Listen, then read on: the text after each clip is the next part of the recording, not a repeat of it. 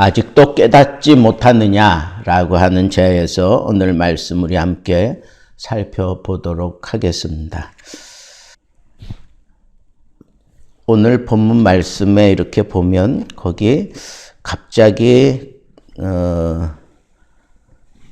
바리새인들이 이제 등장을 해요. 바리새인들이 등장을 해가지고 예수를 막 힐난하며 예수님을 시험을 해요. 그러면서 하늘로부터 오는 이적을 보여라, 우리에게 보여라. 그렇게 예수님께 요청을 합니다. 예수님이 그 광경을 보면서 깊이 탄식해요. 여기 탄식한다라고 하는 것은 아주 그냥 우리 주님이 참 너무너무 속상해 하면서 하는 탄식이에요. 그렇게 탄식을 하면서 어찌하여 이 세대가 표적을 구하느냐. 예수님이 그동안 보여왔던 이 표적들로도 만족을 못한다면 도대체 어떤 표적을 보여야 이 사람들이 이런 표적을 요구하지 않을까 하는 그런 안타까운 마음에서 탄식하는 거죠. 우리 주님이 그동안 보여왔던 표적이 이게 보통 표적입니까? 각종 병자들을 다 고치셨습니다. 바람과 물결을 꾸짖으니까 잠잠해졌습니다. 흉악하게 귀신 들렸던 그 귀신들도 우리 주님의 음성 한마디에 그냥 다 떠나가는, 그리고 이렇게 오병이요, 칠병이요, 이런 놀라운 기적을 그들 앞에서 다 보여주었는데도 불구하고 이 사람들이 와가지고 하늘로부터 오는 표적을 우리에게 보여라. 그래야 내가 당신을 인정하고 내가 믿겠다 하는 그런 얘기를 하는 거예요. 이 바리새인들은 아주 자기들이 최고로 하나님을 잘 섬긴다고 생각하는 그런 부류들이잖아요. 그런데도 불구하고 이들이 예수님에 대해서 시험하는 거예요. 여기 시험한다라고 하는 것은 저울 위에 올려놓고 이렇게 달아본다 그런 뜻이에요. 한번 표적을 한번 보여봐라. 우리가 평가하겠다. 아주 교만한 자세로 지금 예수님에게 얘기를 한 거예요. 그러니까 우리 주님이 참 한탄할 수밖에 없죠. 도대체 더 이상 어떤 표적을 보여주어야 될까요? 죽은 자까지 살려내는 그런 놀라운 이적을 보여주었는데 도대체 무슨 표적을 더 요구하는 거예요? 이 사람들은 믿지 않는 사람들이에요. 하나님을 제대로 섬기지 않는 사람들입니다. 겉으로는 굉장하게 믿는 것처럼 꾸미고 그렇게 포장했지만 실제로는 안 믿는 사람들이에요. 그리고는 한번 우리 앞에서 표적을 보여봐라. 우리가 한번 평가하고 우리가 거기서 약점을 찾아가지고 잘못된 거다라고 하는 것을 분명하게 자기들이 보여주겠다고 하는 이런 거만한 자세를 가지고 얘기하는 거예요. 우리 주님이 그 표적을 구하는 세대를 한탄하면서 그냥 그 자리를 떠나 배를 타고 건너편으로 가버리고 맙니다.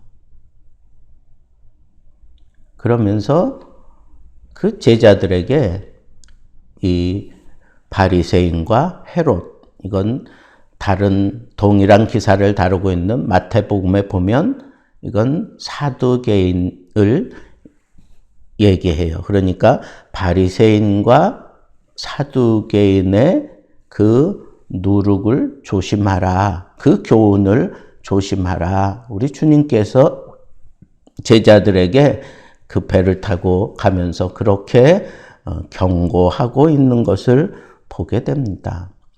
이런 것들을 생각해 볼 때 단순하게 표적을 구하는 그 자세를 우리 주님이 한탄하고 그래서 그 사람들 한심스럽게 생각하고 그냥 안 되겠다 떠난 게 아니라 정말 조심한다라고 하는 건 뭐냐 하면 그 상대가 상당히 교묘하게 사람들에게 파고들고 언쟁인지 모르게 우리를 잠식해버리고 마는 그런 위험함이 있으니까 표현을 누룩이라고 표현했잖아요. 누룩. 이거는 그냥 아무것도 아닌데 굉장하게 이렇게 막 부풀리는 거. 또 여기 누룩은 이 곰팡이 같은, 그래서 막 그냥 순식간에 확 그냥 음지에서 피어나는 그런 위험성이 있기 때문에 바리새인과 사두개인 그들의 누룩을 조심하라고 그렇게 말씀하신 겁니다.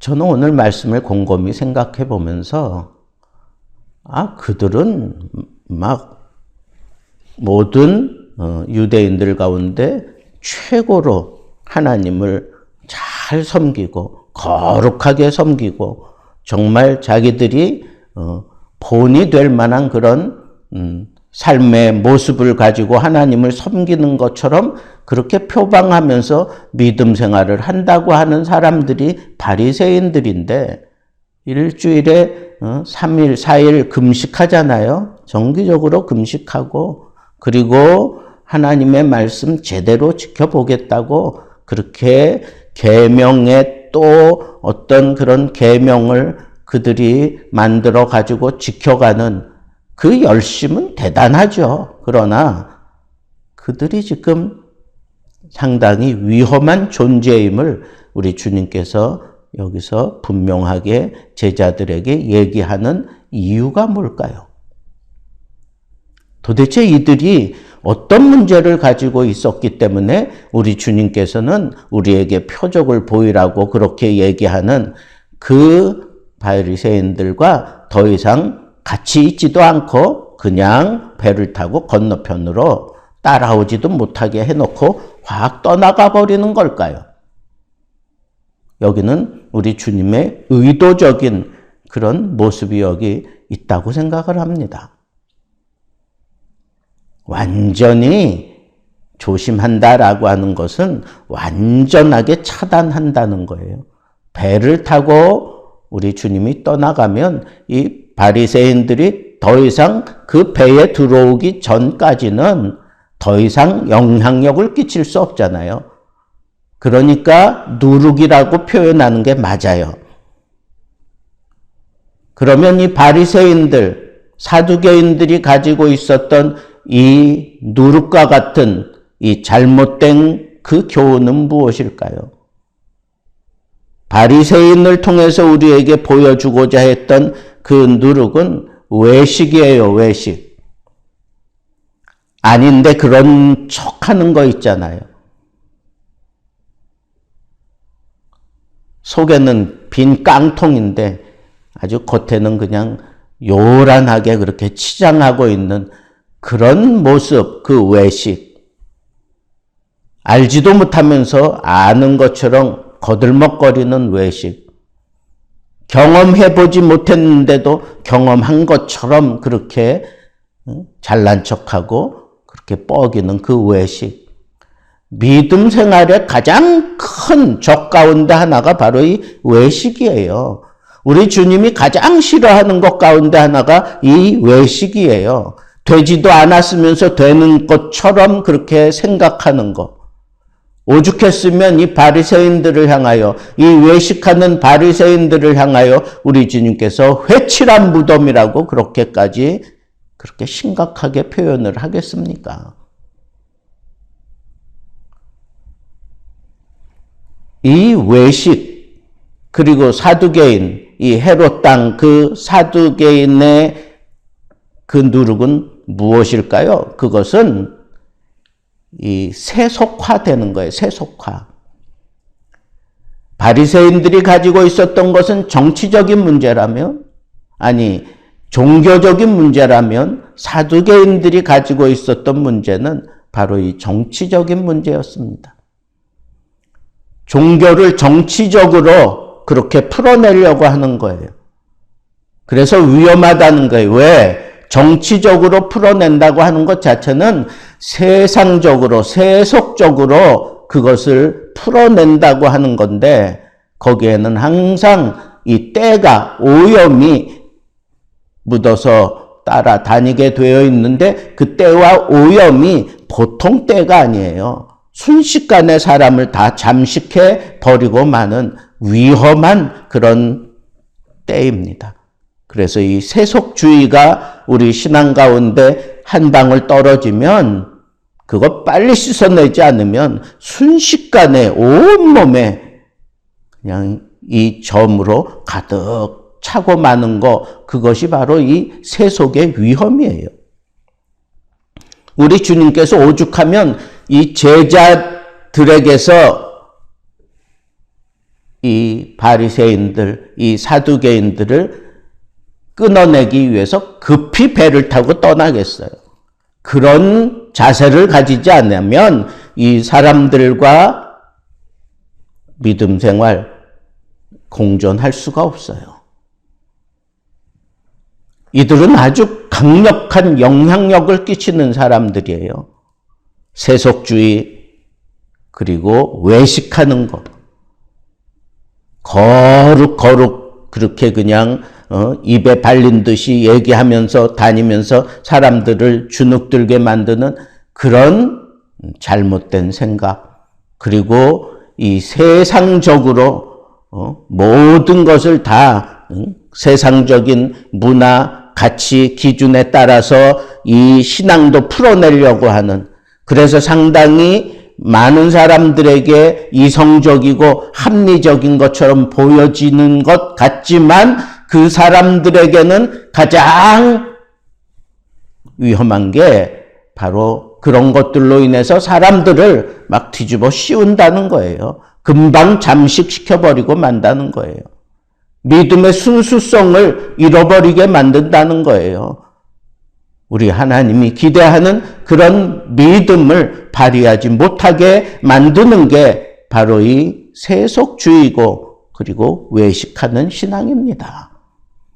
그래서 우리 주님은 아주 철저하게 제자들을 이렇게 보호하고 있는 모습을 우리는 여기서 오늘 본문 말씀을 통해서 느끼는 겁니다. 보세요. 우리 주님이 전도하러 갔는데 거기 바리새인들이라고 전도의 대상이 아닙니까?